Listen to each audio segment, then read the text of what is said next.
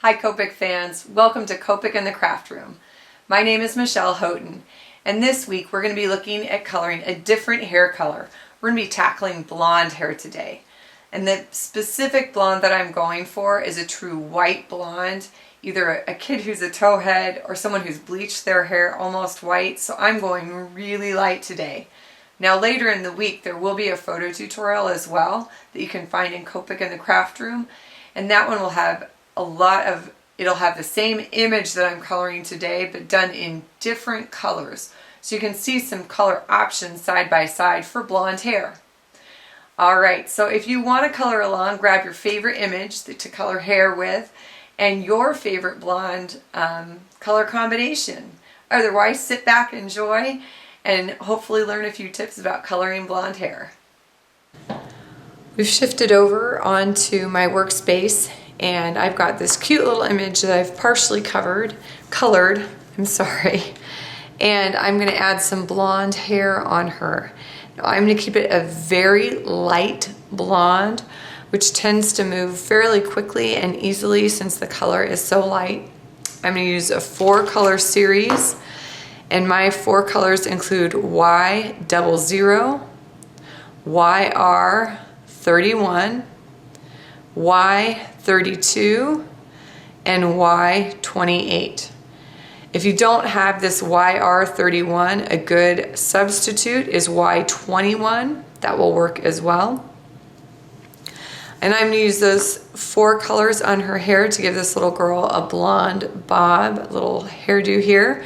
I'll come back in and add the flower at the end because there's a pretty good chance I'm going to run over that with my yellows. So I'm going to start with my lightest color. I'll speed the video up just a hair, but I'll talk over it so that you know as I'm shifting what I'm doing. I think that's going to be the easiest for today. I'm starting with a Y00, and I'm flicking color from the part line in, and then also I'm going to break that big swoop up. So I'm going to go from the arm up and then from the very tip up. I'm getting the areas by her neck filled in because those are going to be darker areas. Then I switch to an YR31. This is one of my favorite colors for blondes because it warms it up just a touch, so it's not super brassy. I'm going into the same areas and flicking along those longer areas. I still am breaking up right at that arm and keeping the flicks a little bit thicker underneath so it flicks above. The 2 big blocks that are right next to the neck and face are getting filled in. And then again flicking from the hairline and then upward.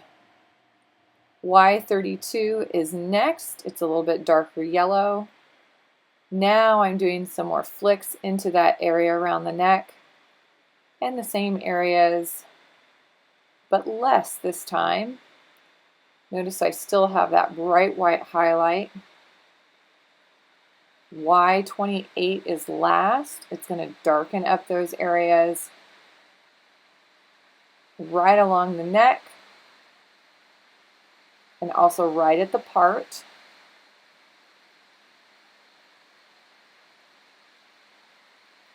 I'm still going to do just a few little flicks above the arm, so I do have to have some nice long flicks that go from the tip of the hair up to the arm, so that I can have a few that extend above the arm, and on the other side as well. And that's it.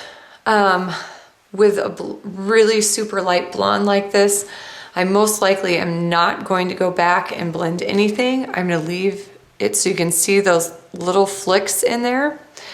I would leave that flower on her hair till the very end because I already know what colors I'm going to use on that, and if I accidentally flick those little tiny flicks over onto that flower, I can come back and when I color that in, it'll take care of those really light flicks.